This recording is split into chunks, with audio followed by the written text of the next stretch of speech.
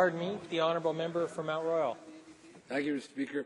I rise today to address Bill C-474, the Transparency of Payments Made by Mining, Oil and Gas Companies to Foreign Governments Act. I'd first like to commend the sponsor, my colleague representing Scarborough-Guildwood, for his persistence and dedication involved in seeing this legislation through Parliament these past several years. C-74, the Sunshine Bill, as my colleague has properly characterized it, would compel Canadian-based extractive companies operating abroad to disclose all payments made to foreign governments after having been reviewed by a qualified independent auditor. The disclosure would be made to the Minister of Natural Resources, who would then ensure that they are made available online for public viewing. If it is discovered that a company had failed to disclose a payment, it would be deemed guilty of an offence and face a fine and summary conviction of up to $5 million. These provisions will not only help to promote greater transparency and accountability in Canada's extractive sector, the sunshine aspect, as my colleague put it, but they will also discourage the kinds of illicit payments to foreign governments, especially those that routinely violate human rights, the disinfectant aspect that have long been used to gain access to resource reserves. To be clear, Mr. Speaker, this legislation is not an indictment of all Canadian extractive companies, nor will this legislation stifle business and trade.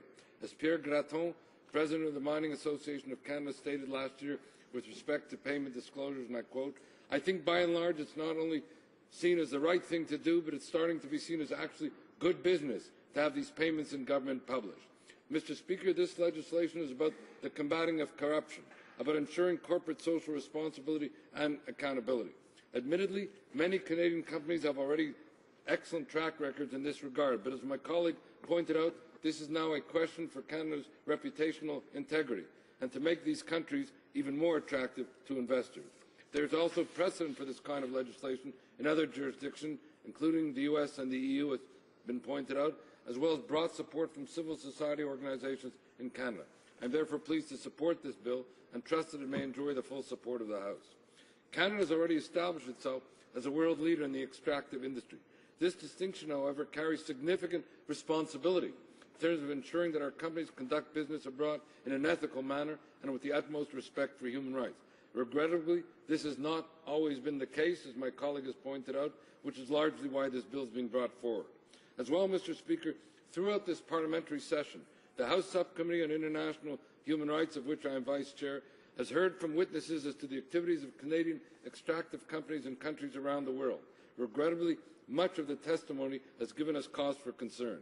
For example, this past October, the subcommittee had the pleasure of receiving Nery Colmenares, a member of the Philippine House of Representatives and an authentic human rights hero in his country.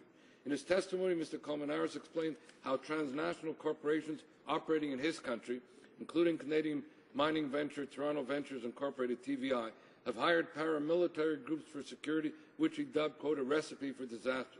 These unwieldy elements, as he put it, have reportedly carried out routine violations of human rights dating back many years. In a recent example, Colmenares described how local media were detained and held hostage by such a paramilitary group hired by TVI.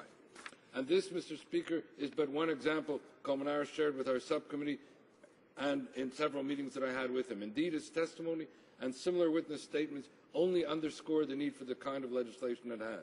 In addition to the Philippines case, the subcommittee has also been inquiring into the state of human rights in Eritrea, which, as members will know, is the most closed society in Africa, dubbed the North Korea of Africa, and one of the world's most egregious violators of human rights.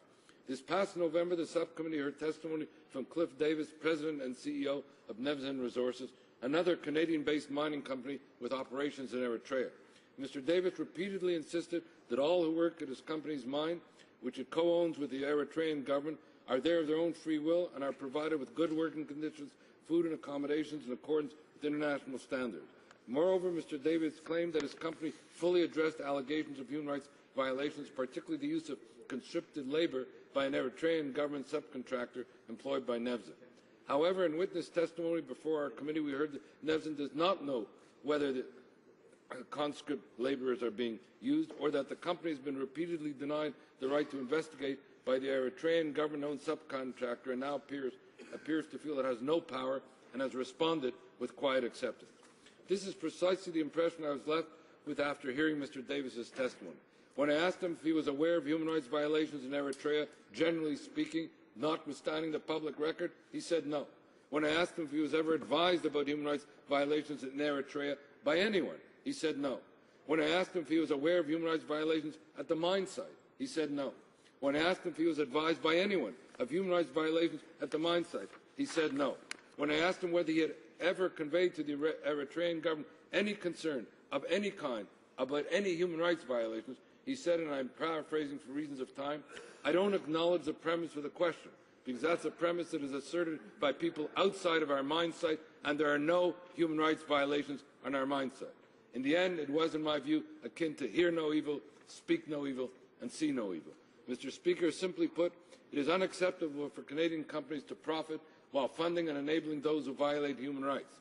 And I believe that Bill C-474 can help end that practice. The legislation will also serve to advance the principles of transparency and accountability that have already taken root amongst Canadian companies, while reinforcing the notion in the minds of investors that corporate social responsibility is good business. I trust that the House will adopt this bill. Thank you, Mr. Speaker.